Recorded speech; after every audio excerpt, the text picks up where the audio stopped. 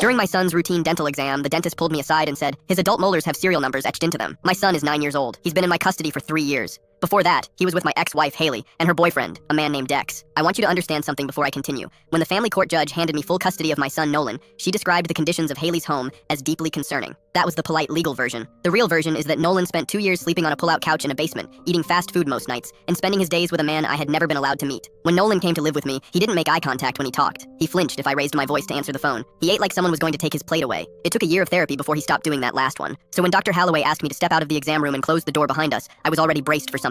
I have been braced for something ever since I got that boy back. I need to show you something on the x-rays, she said. She pulled them up on the monitor and pointed at 2 of his permanent molars, the ones that had come in over the last 2 years. On the surface of each one, barely visible even on the image, were tiny etchings, not damage, not a developmental abnormality. Deliberate marks, a sequence of numbers. I've been practicing for 18 years, Dr. Holloway said. I've never seen this. I asked her what she thought it was. She said she didn't know, but that she was required to report it, and she had already called. I sat in that waiting room for 40 minutes while Nolan watched cartoons on a tablet in the exam chair, completely unaware. I kept thinking about when those teeth had come in. His first permanent molar broke through about 8 months after he came to live with me. The second one, maybe a year after that, both well within the window of time he had been in my home, in my care, sleeping in an actual bed with an actual pillow. But the etching, Dr. Holloway had told me, would have required access to the teeth during a procedure, sedation, equipment. It wasn't something that happened accidentally or gradually. Someone put Nolan under and did this on purpose. The investigator who arrived was a woman named Solace. She was calm in a way that made me feel like she had walked into rooms like this before and already knew how it ended. She photographed the x-rays and asked me a series of questions about Nolan's dental history before he came to live with me. I didn't have records. Haley had handled all of that. What Solace told me next made the room tilt slightly. The numbers weren't random. They were a format used in a trafficking identification system, a method that had apparently surfaced in a handful of federal cases over the past decade. Children were marked before being moved. The numbers corresponded to a registry of sorts, used to identify inventory. If a child was ever recovered and the marks were found,